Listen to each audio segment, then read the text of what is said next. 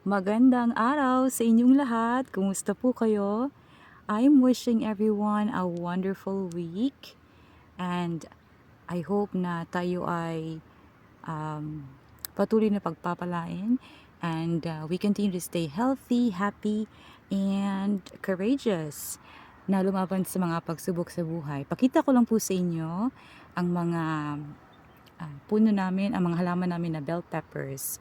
So, summer na po dito ngayon, pero next month, September ay it will be autumn, so patapos na rin ang summer. But meron pa rin bunga yung mga seasonal plant namin, gaya ng bell peppers. So, eto siya, 2 months ago, yung panahon dito medyo papago-pago, hindi siya straight na mainit. So, hindi sila nagbunga ng marami. And konti lang din yung mga flowers nila. Sa bell peppers kasi, yung mga flowers nila, just like any other plants, yung mga kapag maraming bulaklak, yun yung nagiging bunga. So ito siya, yan yung magiging bunga. So medyo dumami na yung bulaklak niya kasi nga parang tuloy-tuloy na mainit yung panahon at dumami naman ang mga bunga nila. Pero so far ito, ano yung bunga? Isang puno lang to. Isa, dalawa, tsaka meron dyan.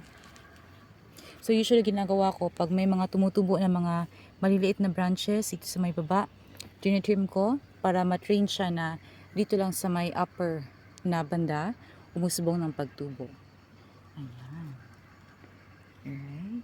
So dito yung kadalasan na recipe na ginagamitan ng bell pepper kasi nga malalaki sila bell pepper ay yung bell pepper na niluto sa oven. So yung first na gagawin ay slice the bell peppers into half. Oh, ito pwede na to. So oven baked bell peppers. Usually kasama yung melanzane tondo, yung round eggplants, round and big eggplants. So ang ginagawa lang ay first slice the bell pepper into half and then lagyan ng konting asin and then prepare a mixture of breadcrumbs, sliced parsley, olive oil, and then ilagay mo siya as topping doon sa sliced na bell pepper and then bake lang siya for 20 minutes at 190 degrees Celsius. So I think sa English yung tawag doon ay eggplant gratin or bell pepper gratin. Ayan. So punta tayo sa same plant. Punta tayo sa isang ito maliit pa, ang cute. Ayan. Alright. So, meron din ako nilagay dyan na marigold kasi pang-attract ng pollinators. Ayan. So, eto naman, marami siyang maliliit na bunga. Ayan. So, nakakatuwa. Ayan. And maganda rin sa bell peppers ay favorite ko talaga yung bell peppers, lalo na kapag nilagay sa caldereta, right? Or afritada, sarap nun. At saka pag gumawa ka ng lumpia, kapag yung lumpia ay may bell peppers, siguradong masarap yan. And the best talaga kapag yung bell pepper or any vegetable mo ay galing sa iyong sariling garden, sariling tanim. Kasi makakasiguro ka na mas organic siya. Ay, meron na parang ito. Doon. Malaki. Yan. May parang Vespa. Ayan. So, yung care and maintenance na ginagawa namin sa bell peppers ay if may mga laya na mga dahon, tinatanggal ko yan. And then, yung sinabi ko kanina, ganyan ito. Yan. Merong maliit na parang branch na tumubo. Tatanggalin ko yan. Kasi kapag hindi, pag hinayaan mo, it becomes a branch, tutubo yan dito, and it's not good for the plant. Ganyan ito.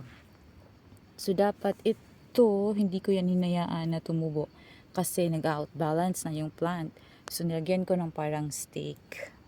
Yung parang support niya. Kasi, kapag may mga araw na malakas yung hangin, at sasayaw-sayaw ang mga bell pepper plants, pwede silang mabali. Pero medyo sturdy naman yung ano niya, pinaka-base niya. Oh, meron, liit na tumubo. Ayan, sabi yan. Tanggalin natin. Ayan. So, pero mukhang makaka-harvest ako. Pwede ha-harvest ako ngayon. Oh, mali pa sila. Siguro yung isa, dalawa, at yung pangatlo. Ewan ko kung magiging yellow ba sila. Ito, nagiging yellow siya. Ito rin yung kadalasang problema namin like from 2 weeks ago. Yung bell pepper, kita nyo, malaki siya. Pero bakit parang flat siya? Hindi lumalaki. Gaya nito. Ito yung gusto ko na shape, na parang lalaki talaga ng ganito. Pero yung iba, parang hindi sila nakaka fully grow. Gaya nito. Parang stunted yung growth.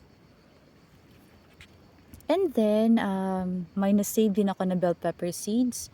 Hindi ko pa na-try na makapagpatubo ng bell peppers from seeds. Pero, pag meron akong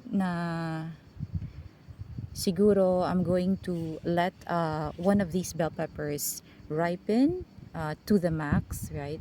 Kasi sabi na if you want to save seeds, you have to get seeds from a fully ripe vegetable or fruit.